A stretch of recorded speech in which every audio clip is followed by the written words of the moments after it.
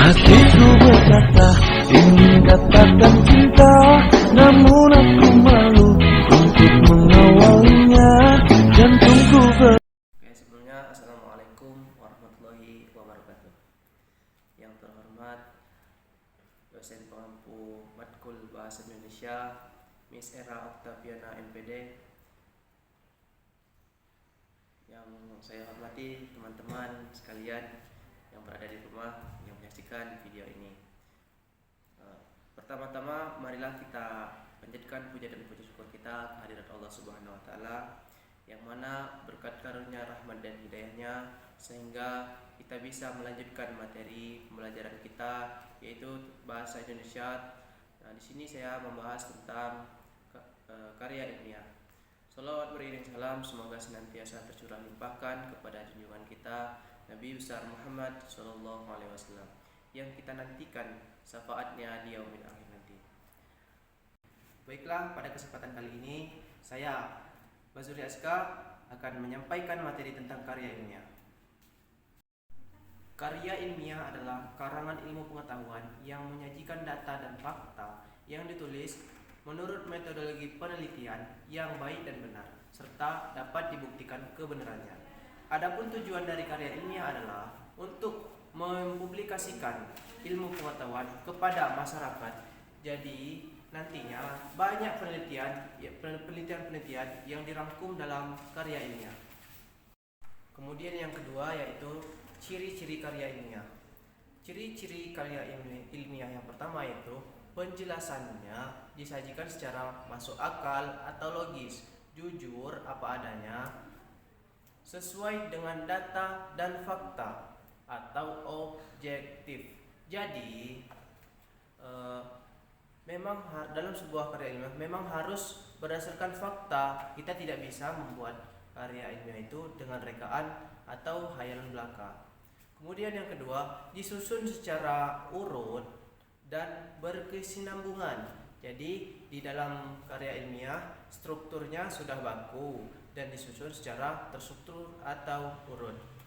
Kemudian yang ketiga, makalah dikupas secara terperinci dan lengkap. Jadi di dalam karya ilmiah itu kita akan mengupas sebuah permasalahan secara tuntas dan lengkap. Tujuannya karena di dalam karya ilmiah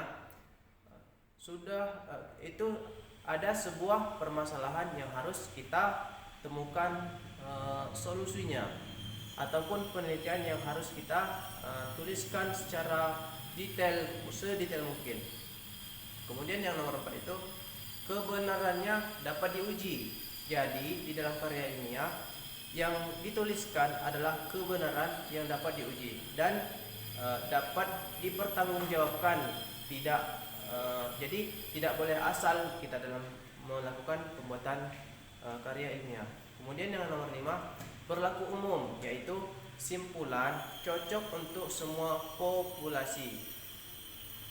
Kemudian yang terakhir, ciri-ciri karya ilmiah yang terakhir yaitu memakai bahasa yang baku sesuai dengan ejaan dan berdasarkan ejaan yang disempurnakan atau EYD dan sesuai dengan kaidah kebahasaan. Kemudian yang kedua, jenis-jenis karya ilmiah. Jenis-jenis karya ilmiah itu ada 3, yaitu jenis karya ilmiah populer, semi formal, dan karya ilmiah jenis formal. Karya ilmiah populer adalah jenis karya ilmiah yang diungkapkan dalam bentuk yang ringkas dan menggunakan ragam bahasa yang lebih santai dan mudah dipahami. Bentuknya mana suka, biasanya diungkapkan dalam bentuk karya yang ringkas dan banyak ditemukan dalam media massa seperti koran dan majalah. Kemudian yang kedua itu karya ilmiah jenis semi formal. Karya ilmiah jenis semi formal adalah jenis karya ilmiah yang sudah mengikuti bentuk kaidah yang formal namun penyajiannya masih dalam tahap yang sederhana. Laporannya itu biasanya berupa makalah dan artikel.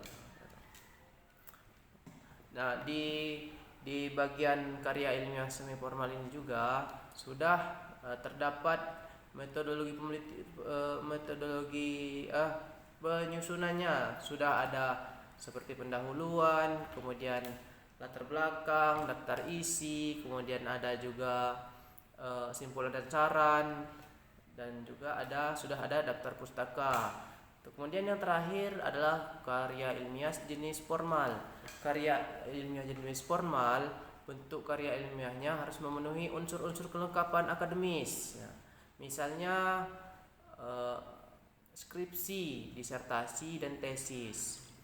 Skripsi adalah istilah yang digunakan di Indonesia untuk mengilustrasikan suatu karya ilmiah berupa paparan tulisan hasil penelitian sarjana S1 yang membahas suatu permasalahan atau fenomena dalam bidang ilmu tertentu dengan menggunakan kaidah-kaidah yang berlaku. Skripsi ditulis berdasarkan kajian pada studi pustaka, penyelidikan, observasi, atau penelitian lapangan. Kemudian tesis.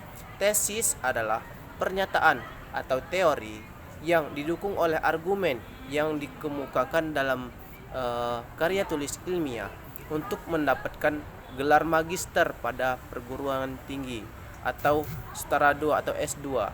Tesis juga dapat berarti sebuah karya tulis resmi akhir seorang mahasiswa.